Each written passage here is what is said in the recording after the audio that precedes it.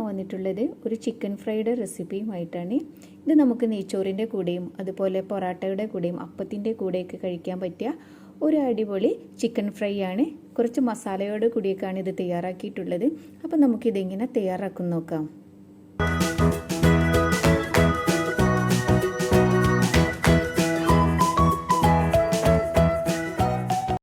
അപ്പോൾ അത് തയ്യാറാക്കാനായിട്ട് ഞാനിവിടെ 1 കിലോ ചിക്കന് നന്നായിട്ട് കഴുകി വൃത്തിയാക്കി കട്ട് ചെയ്തെടുത്തിട്ടുണ്ട്.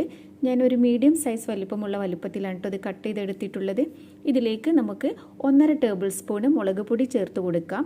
അതിനോടൊപ്പം തന്നെ ഒരു 1/2 ടീസ്പൂണ് മഞ്ഞൾപ്പൊടിയും പാകത്തിന് ഉപ്പും ചേർത്തിട്ട് നന്നായിട്ടൊന്ന് കൈ വെച്ചിട്ട് കുഴച്ചെടുക്കാം. ഇതിൽ നമ്മൾ ഒരുപാട് മസാലകളൊന്നും ചേർക്കുന്നില്ല കേട്ടോ. വളരെ കുറച്ച് മസാലകൾ ചേർത്തിട്ടാണ് തയ്യാറാക്കുന്നത്. അപ്പോൾ ഇതാ മസാലയൊക്കെ നന്നായിട്ട് തേച്ച് പിടിപ്പിച്ചിട്ടുണ്ട്. ഇനി നമുക്കിതൊരു 1/2 മണിക്കൂർ റെസ്റ്റ് ചെയ്യാനായിട്ട് മാറ്റി വെക്കാം. ഇപ്പോൾ 1/2 മണിക്കൂർ കഴിഞ്ഞിട്ടുണ്ട്. നമുക്ക് ചിക്കൻ ഒന്ന് റെഡിയാക്കി എടുക്കാം. അതിനായിട്ട് ഒരു പാൻ അടുപ്പിൽ വെച്ചിട്ട് അതിലേക്ക് ഒരു 3 ടേബിൾ സ്പൂൺ വെളിച്ചെണ്ണ ചേർത്ത് കൊടുക്കാം. അപ്പോൾ വെളിച്ചെണ്ണ ചൂടായി വന്നാൽ നമുക്കിതിലേക്ക് നമ്മൾ മസാല തേച്ച് വെച്ചിരിക്കുന്ന ചിക്കനില്ലേ അത് ചേർത്ത് കൊടുക്കാം. വെളിച്ചെണ്ണയിൽ ചെയ്യുമ്പോഴാണ് കേട്ടോ ഇതിനൊക്കെ ഒരു ടേസ്റ്റ് ഉണ്ടാവുക. അപ്പോൾ വെളിച്ചെണ്ണ തന്നെ എടുക്കാനായിട്ട് ശ്രദ്ധിക്കുക. മുഴുവനായിട്ട് തന്നെ നമുക്ക് ഇട്ട് കൊടുക്കാം കേട്ടോ. തീ ഒരു ഹൈ ഫ്ലെയിമിൽ വെച്ചിട്ട് നമുക്കൊരു 5 മിനിറ്റ് ഇങ്ങനെ തുറന്ന് വേവിക്കണം. അപ്പോൾ ഏകദേശം ഒരു 2-2.5 മിനിറ്റ് ഒക്കെ ആകുമ്പോൾ നമുക്കിതൊന്ന് ഇളക്കി കൊടുക്കണേ. ഇപ്പോൾ ഒരു 2-2.5 മിനിറ്റ് കഴിഞ്ഞിട്ടുണ്ട്. നമുക്കിതൊന്ന് വീണ്ടും ഒന്ന് ഇളക്കി കൊടുക്കാം. അപ്പോൾ നന്നായിട്ട് ഇളക്കി മിക്സ് ചെയ്ത് കൊടുത്ത ശേഷം തീ ഒന്ന് ലോ ഫ്ലെയിമിലേക്ക് ആക്കിയിട്ട് നമുക്കിത് അടച്ച് വെച്ചിട്ട് ഒരു 15 മിനിറ്റ് വേവിച്ചെടുക്കണം. ഇടയ്ക്കിടയ്ക്ക് തുറന്ന് നോക്കിയിട്ട് ഇളക്കി കൊടുക്കണം കേട്ടോ. അത് മറന്നു പോകരുത്. ഇപ്പോൾ ഏകദേശം ഒരു 15 മിനിറ്റ് കഴിഞ്ഞിട്ടുണ്ട്. നമുക്കിനി ഇതൊന്ന് തുറന്ന് നോക്കാം. അപ്പം നമ്മുടെ ചിക്കന് നന്നായിട്ട് വെന്ത് വന്നിട്ടുണ്ട്, എന്നാലും ഫ്രൈ ആയിട്ടുമില്ല. ഇത് ഞാനൊരു 2-3 പ്രാവശ്യം ഇളക്കി കൊടുത്തിട്ടുണ്ടായിരുന്നു. അപ്പോൾ കാണുമ്പോൾ തന്നെ നിങ്ങൾക്ക് മനസ്സിലാവും നമ്മുടെ ചിക്കൻ നന്നായിട്ട് തന്നെ വെന്ത് വന്നിട്ടുണ്ട് എന്നുള്ളത്.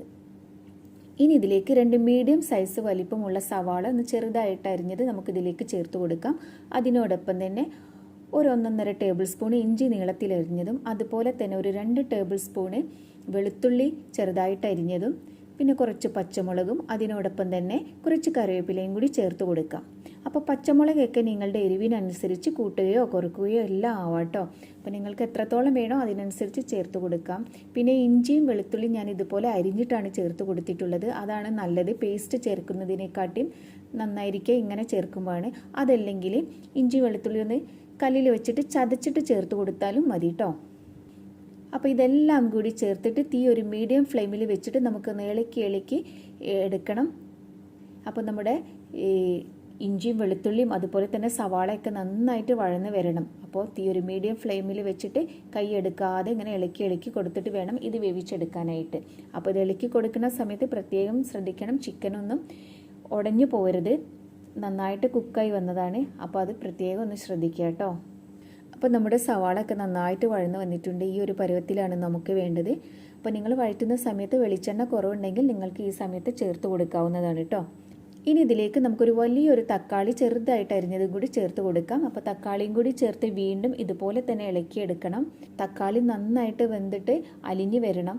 അപ്പോൾ നമുക്ക് ഈ സമയത്ത് നമുക്ക് ഇതിലേക്ക് ഉപ്പ് ചേർത്ത് കൊടുക്കാം. നമ്മൾ ചിക്കനിൽ ആദ്യം ഉപ്പ് ചേർത്തിട്ടുണ്ട്. അപ്പോൾ ഈ സവാളയ്ക്കും തക്കാളിക്കും ആവശ്യമുള്ള ഉപ്പ് മാത്രം ചേർത്ത് കൊടുത്താൽ മതി കേട്ടോ. അപ്പോൾ ഇതെല്ലാം കൂടി ചേർത്ത് നമുക്ക് നന്നായിട്ടൊന്ന് ഇളക്കിയെടുക്കാം. വേണമെങ്കിൽ നിങ്ങൾക്കിതൊന്ന് അടച്ച് വെച്ചിട്ട് വേവിക്കാവുന്നതാണ്. ഇപ്പോൾ അതാ തക്കാളിയും സവാളയും എല്ലാം നന്നായിട്ട് തന്നെ വെന്ത് വന്നിട്ടുണ്ട്. ഈ ഒരു പരുവത്തിലാണ് കേട്ടോ വേണ്ടത് നമ്മളുടെ ചിക്കൻ ഫ്രൈ. അപ്പോൾ ഞാൻ നേരത്തെ പറഞ്ഞതുപോലെ നിങ്ങൾക്കിനി വെളിച്ചെണ്ണ കുറവായിട്ട് തോന്നുന്നുണ്ടെങ്കിൽ ഒഴിച്ചു കൊടുക്കാവുന്നതാണ്. പിന്നെ പച്ചമുളകൊക്കെ നിങ്ങളുടെ ഇഷ്ടത്തിനനുസരിച്ച് ചേർക്കാം. ഇനി ഇതിൻ്റെ മുകളിലായിട്ട് ഞാൻ കുറച്ച് ഫ്രഷ് ആയിട്ടുള്ള കറിവേപ്പിലയും അതുപോലെ തന്നെ ഇഞ്ചിയും പിന്നെ കുറച്ച് പച്ചമുളകും കൂടി കീറിയിട്ട് കൊടുക്കുന്നുണ്ട്. പിന്നെ 2 വറ്റൽമുളക് ഞാൻ ചേർത്ത് കൊടുക്കുന്നുണ്ട് കേട്ടോ. ഇത് ആദ്യം ചേർത്ത് കൊടുക്കേണ്ടതായിരുന്നു, എനിക്ക് മറന്നു പോയതാണ്. അതുകൊണ്ടാണ് ഞാൻ അവസാനം ഇട്ട് കൊടുത്തിട്ടുള്ളത്.